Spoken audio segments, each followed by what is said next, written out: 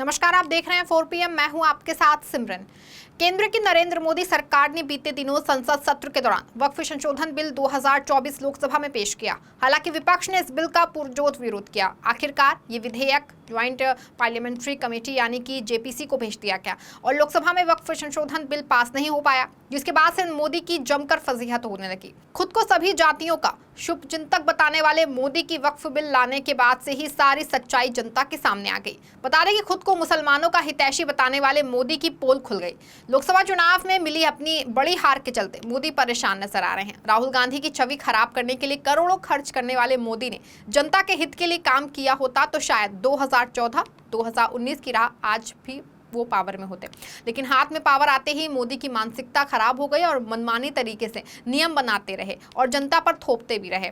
वहीं 2024 में तीसरी बार मोदी नीतीश कुमार और चंद्रबाबू नायडू के सहारे तीसरी बार प्रधानमंत्री बने, तब उनकी शक्तियां कम हो गई और इसी दौरान लोकसभा सत्र के दौरान 2 बिल लेकर सदन में आए, लेकिन दोनों बिल पर सहयोगी दलों ने खास तवज्जो नहीं दिया, जिसके बाद वक्फ बिल को जेसीपी के पास भेज दिया गया। बता दें कि मोदी को दोनों बैसाखी मुसलमानों को लेकर ही अपनी राजनीति करने हैं और इन दोनों दलों को मुसलमानों का भरपूर सहयोग मिल रहा है, जिससे कि उनकी सरकार बन रही है। वहीं मोदी के लिए कोई भी सहयोगी दल अपना वोट बैंक नहीं खराब करेगा, जिसके चलते मोदी के सभी सहयोगियों ने बैकडोर से वक्फ संशोधन विधेयक का समर्थन तो किया, लेकिन सदन में समर्थन कर नहीं किया, जिसके चलते वक्फ बिल को मोदी द्वारा लाचार होकर जेपीसी के पास भेजना पड़ गया। आपको बता दें कि बिहार में 2025 में विधानसभा चुनाव होने हैं, जिसको देखते हुए सभी राजनीतिक दल अभी से विधानसभा चुनाव की तैयारियों में जुट गए हैं और जनता के बीच में पहुंचकर उनकी समस्याओं के बारे में जानकारी जुटा रहे हैं और इसी आधार पर आगामी विधानसभा चुनाव में अपना मुद्दा बनाकर जनता के बीच में आने का प्लान तैयार करने की कोशिश में है।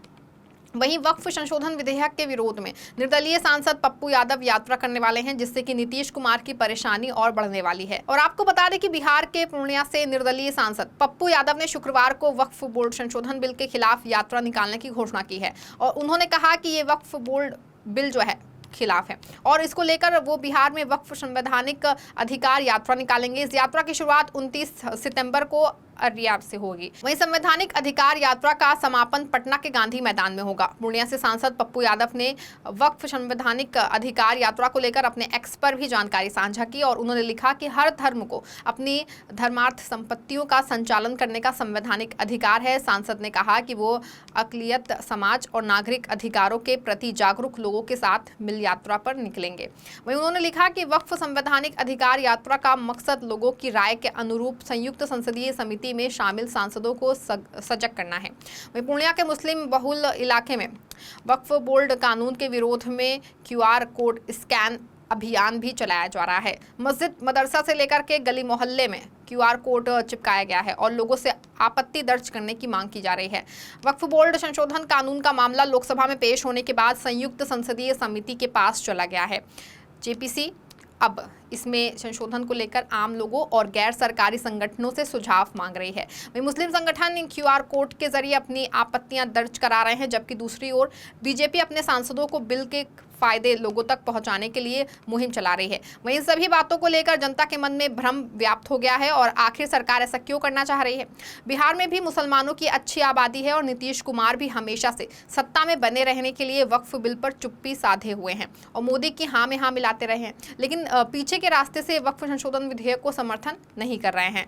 आपको बता दें कि पिछले 10 सालों से सत्ता में विराजमान मोदी और शाह ने देश को लूटने का काम किया है। पहले हिंदू मंदिरों को निशाना बनाकर हिंदुओं को अपने खेमे में शामिल करने की मुहिम चलाई और जनता के बीच में ये संदेश देने की कोशिश की गई कि सरकार हिंदुओं की रक्षक है और जनता के मन में नफरत फैलाने का काम करते हुए देश के अंदर गृह युद्ध की स्थिति पैदा करी। लेकिन जब मोदी शाह अपने इस मंसूबे में कामयाब नहीं हुए तो उन्होंने मुसलमानों की जमीन को कब्जाने के लिए वक्फ संशोधन बिल 2024 लेकर आए और बिल के माध्यम से सभी मुस्लिम जमीनों पर कब्जा करने की योजना थी, लेकिन ये योजना भी फेल हो गई और मोदी शाह की तोड़ो नीति काम नहीं आई।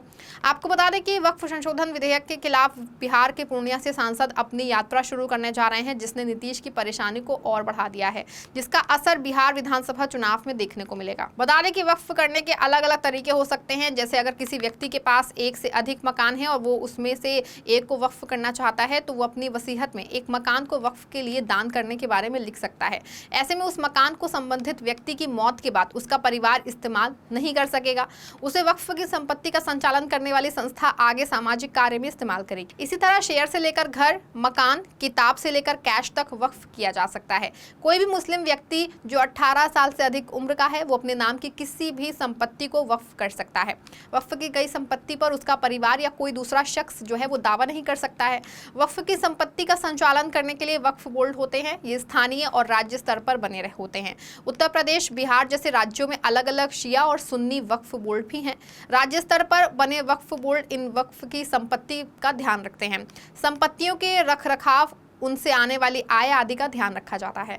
केंद्रीय स्तर पर सेंट्रल वक्फ काउंसिलिंग राज्यों के वक्फ बोर्ड को दिशा निर्देश देने का काम करती है। वहीं देश भर में बने कब्रिस्तान वक्फ भूमि का हिस्सा होते हैं। देश के सभी कब्रिस्तान का रखरखाव वक्फ ही करते हैं। जानकारी के मुताबिक देश भर में करीब 30 स्थापित संगठन हैं जो उस राज्य या केंद्र शासित प्रदेश में वक्फ संपत्तियों का प्रबंधन करते हैं। इन्हीं संगठनों को वक्फ बोर्ड के नाम से जाना जाता है। भारत में 30 वक्फ बोर्ड हैं, जिनमें से अधिकांश के मुख्यालय राज्यों की राजधानियों में हैं। वहीं सभी वक्फ बोर्ड वक्फ अधिनियम 1995 के तहत काम करते हैं। भारतीय वक्फ परिसंपत्ति प्रबंधन प्रणाली के अनुसार वक्फ बोर्ड मुसलमानों के धार्मिक, सामाजिक और आर्थिक जीवन से जुड़े हुए हैं। वे न केवल मस्जिदों, दरगाहों, कब्रिस्तानों आदि की मदद कर रहे हैं, बल्कि उनमें से कई स्कूल, कॉलेज, अस्पताल, डिस्पेंसरी और मुसाफिर खाने का भी सहायता करते हैं, जो सामाजिक कल्याण के लिए बने हुए हैं। आपको बता दें कि देश की आज़ादी के बाद 1954 वक्फ की संपत्ति और उसके रखरखाव के लिए वक्फ एक्ट 1954 बना था। 1995 में इसमें कुछ बदलाव किए गए। इसके बाद 2013 में इस एक्ट में कुछ और संशोधन किए गए। इसके मुताबिक राज्य का वक्फ बोर्ड एक सर्वे कमिश्नर की नियुक्ति करेगा। सर्वे कमिश्नर राज्य में वक्फ की सभी संपत्तियों का लेखा जोखा रखेगा, उसे दर्ज करेगा। गवाहों को बुलाना, किसी विवाद की स्थिति में उसका निपटारा करना सर्वे कमिश्नर ही करता है। इसके लिए सर्वे कमिश्नर का एक ऑफिस होता है। इसमें कई सर्वेयर होते हैं जो काम को करते हैं। स्थानीय स्तर पर वक्फ की संपत्ति को देखभाल करने वालों को मुतवल्ली कहते हैं। इसकी नियुक्ति राज्य वक्फ बोर्ड करता है। वहीं भारतीय वक्फ परिसंपत्ति प्रबंधन प्रणाली के अनुसार देश में कुल 3,56,047 वक्फ संपदा हैं। इसमें अचल संपत्तियों की कुल संख्या 8,72,324 है और चल संपत्तियों की कुल संख्या 16,713 है। इसके अलावा विधेयक में वर्तमान अधिनियम में दूरगामी परिवर्तन की बात कही गई है। इसमें केंद्रीय और राज्य वक्फ बोर्ड में मुस्लिम महिलाओं का प्रतिनिधित्व सुनिश्चित करना भी शामिल है। इसी के साथ ही किसी भी धर्म के लोग इसकी कमेटियों के सदस्य हो सकते हैं। अधिनियम में आखिरी बार 2013 में संशोधन किया गया था। आपको बता दें कि वक्फ अधिनियम 1995 की धारा 40 को हटाने का प्रस्ताव है। इसी धारा के तहत बोर्ड को शक्तियां थीं कि वो किसी संपत्ति के वक्फ संपत्ति होने का निर्णय ले सकते हैं। विधेयक में एक केंद्रीय पोर्टल और डेटाबेस के जरिए वक्फ संपत्तियों के पंजीकरण का प्रस्ताव है। नए अधिनियम के लागू होने के 6 महीने के भीतर केंद्रीय पोर्टल पर संपत्तियों का विवरण दर्ज करना होगा। वहीं इस विधेयक में नई धाराएं 3A, 3B और 3C शामिल करने का प्रावधान है। ये धाराएं वक्फ की कुछ शर्तों, पोर्टल और डेटाबेस पर वक्फ का विवरण दाखिल करने और वक्फ की गलत घोषणा से जुड़ी हैं। विधेयक में वक्फ की गलत घोषणा को रोकने का प्रावधान है। अब किसी भी संपत्ति को वक्फ संपत्ति के रूप में दर्ज करने से पहले सभी संबंधियों को उचित सूचना देना होगा। आपको बता दें कि विधेयक में प्रस्ताव किया गया है कि केंद्रीय वक्फ परिषद और राज्य वक्फ बोर्डों में कम से कम 2 महिलाएं जो होनी चाहिए। इस विधेयक में बोहरा और आगा खानी समुदायों के लिए अलग औकाफ बोर्ड की स्थापना का प्रावधान है। बदलाव के तहत मुस्लिम समुदायों के बीच शिया, सुन्नी, बोहरा, आगा खानी और अन्य पिछड़े वर्गों को प्रतिनिधित्व देने की बात कही गई है। पहले वक्फ बोर्ड में किसी गैर मुस्लिम को मुख्य कार्यकारी अधिकारी की नियुक्ति नहीं हो सकती थी। अब विधेयक के खंड 15 में धारा 23 में संशोधन करने का प्रस्ताव है। धारा 23 CEO की नियुक्ति, उनके पद की अवधि और सेवा के अन्य शर्तों से संबंधी है।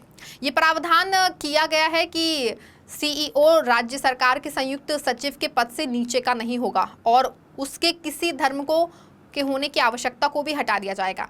नए विधेयक में नए अहम बदलाव कलेक्टर की मध्यस्थल की भूमिका को लेकर किए गए हैं। अब जिला कलेक्टर को ये तय करने का अधिकार होगा कि कोई संपत्ति वक्फ है या सरकारी।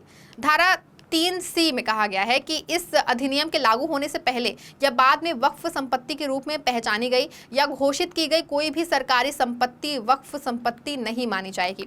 वहीं अब बिहार में पप्पू यादव की 19 सितंबर से होने वाली वक्फ विधेयक संशोधन के विरोध में यात्रा क्या रंग लाती है और ये यात्रा विधानसभा चुनाव 2025 में नीतीश के लिए एक बड़ी मुसीबत पैदा करने वाली है, ये तो आने वाले वक्त में पता चल पाएगा। इस खबर में फिलहाल बस इतना ही। ऐसी ही तमाम राजनीतिक खबरों के लिए जुड़े रहें और देखते रहें 4 PM। धन्यवाद।